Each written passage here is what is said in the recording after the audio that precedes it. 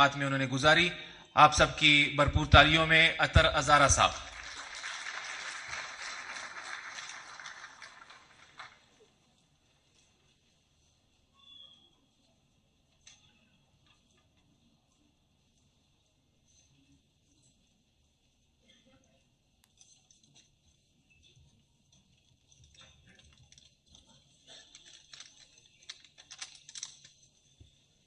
اعوذ باللہ من الشیطان الرجیم. بسم اللہ الرحمن الرحیم.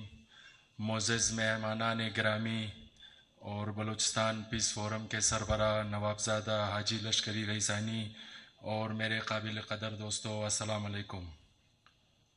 کہاں سے شروع کروں اور کس سے گلہ کروں؟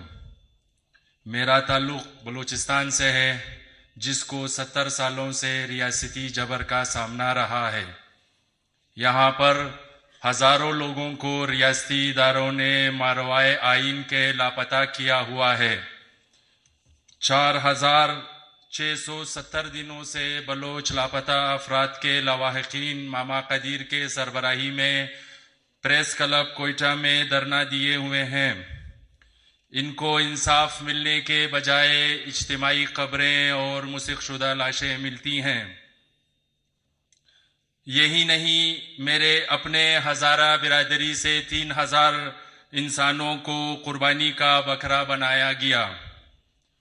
بلوچ قومی تحریک کو دہشت گرد تحریک ثابت کرنے کے لیے ریاست نے ہزاروں کی تعداد میں ہزارہ قبیلے کا قتل عام کیا، اور آج تک 20 سالوں سے ہمارا ایک بھی قاتل گرفتار نہیں ہوا. 70 کی دہائی میں جو رویہ ریاست پاکستان کا بنگالیوں کے ساتھ تھا، آج وہی رویہ اور پالیسیاں بلوچستان کے ساتھ جاری ہیں. بلوچستان کے لوگ اپنے حقوق کی جنگ لڑ رہے ہیں. ایسے میں ریاست ان کے حقوق فراہم کرنے کے بجائے ان کو غدار کہہ کر بزور طاقت ان کے آواز کو دبانے کی کوشش کر رہی ہے. آئین زباں بندی زندہ پہ نہیں لاگو، زنجیر سلامت ہے، جنکار سلامت ہے. اگر ریاست یہ سمجھتی ہے کہ بزور طاقت قوموں کی آواز کو دبا کر ان کے حقوق سے دستبردار کیا جا سکتا ہے تو یہ ممکن نہیں ہے. ایوب خان، ضیاء الحق اور مشرف نے عالمی سامراجی قوتوں کے اشاروں پر جو جنگی پالیسیاں شروع کی تھی وہ آج تک جاری ہے. نواب اکبر خان بگٹی کا قتل، 5000 لاپتہ افراد،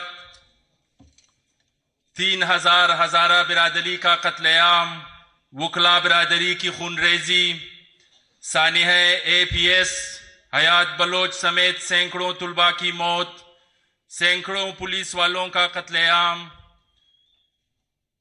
ارمان لونی کا خون ناحق، عثمان لالا کا قتل اور بابا طاہر خان ہزارہ کا میڈیکل قتل اسی جنگی پالیسیوں کا تسلسل ہے.